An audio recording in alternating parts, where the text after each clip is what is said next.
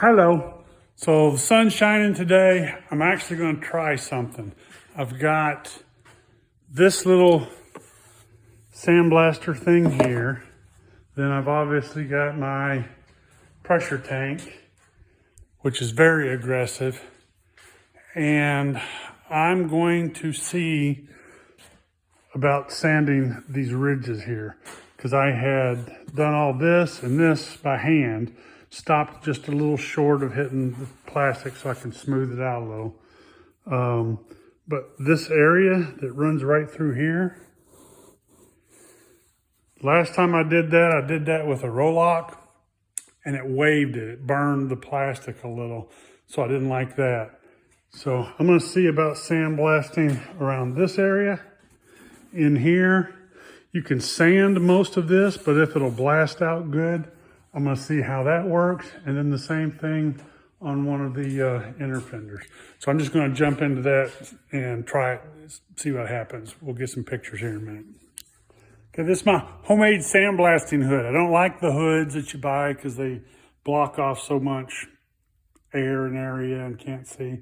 So I just took an old welding hood, welding helmet, cut a piece of plexiglass that I can see through all the time. I take a little plastics, make little tear-offs on it, put that in there, put the front on it, and then when they get really crowdy, look, I already threw the one away. When they get so bad you can't see through them, I just toss those and you get a nice clean new one. Works great. And then I've got a, to keep from breathing the nasty crap, I've picked up a under mask respirator, and that way I can fit, everything goes under there and I don't get a lot of sand in my face, and it works fine.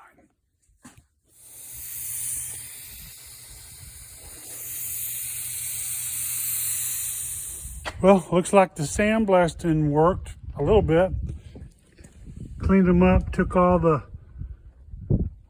stuff out of the cracks, and took this one down to what that was a black one. Apparently it got painted, or it was a red one, then somebody painted black. I thought it was black. Anyway, it seemed to have cleaned up those edges pretty good. And then I went ahead and hit all the flares, and they had been body worked before, at least primed, but they were in good shape. So I'll see if I can glue the tab back on that one. I'm gonna let this stuff dry, bring it back in the shop, and we'll go from there. Okay, today it's raining hard, and I'm going to do some just touch-up stuff. Guys should be done with the motor soon, so I gotta get the intake and things ready. The EGR valve, it was nasty as hell. You've seen all those nasty pictures over here, how everything is just rusted shut and nasty. So I'm now starting on some restoration stuff. I've sandblasted them. That's the EGR valve. There's the bottom plate.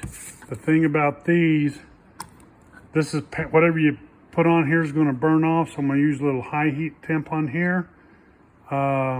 This is supposed to be gold, I think, so I'm actually going to mix a little, I don't have any, so I've got some cast blast and some bronze.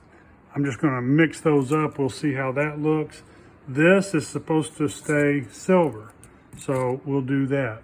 And then I've got the choke tube piece. You can tell if you look real close, it was pitted and nasty, but paint on there will do that good enough. Once that one goes in, that'll be blue. I thought about making a block off plate here, but this thing works, so I probably won't use it, but at least it'll be there to hook up if somebody needs to. So I'm gonna work on mixing a few colors, and we'll do that. As far as the bumpers, I have ordered some flexible primer because these turned out really nice. I still get to take, but you can see right there there's still some scratches and some stuff, and this is not. Rear one is really nice. So I'm gonna do 2 of those. I've got that one and this one, and we're just gonna see how it turns out. But I think I will experiment. I've used some different things before. I didn't like the way it turned out, because honestly what I had done, guys had, forever, and since you don't do 1,000 of these, you do 1 or 2. I had done it on a car and put regular primer under. Actually, I think it was epoxy. And the thing that saved me was I did a piece extra and pushed on it after I had it painted, and I could hear it crack. I could hear the epoxy crack underneath. Now, and it had plenty of time. This was months later. But it didn't crack the clear. I think it'll probably show up later if you had kept doing that. But since it was already on the car, it's not going anywhere. Nobody's going to push on those pieces. But just in case, I'm wanting to find something better. So I ordered some of that stuff. We'll do a couple sample pieces and see how they turn out. But for today, I'm just working on some little pieces like this, and I'll shoot it again here when done.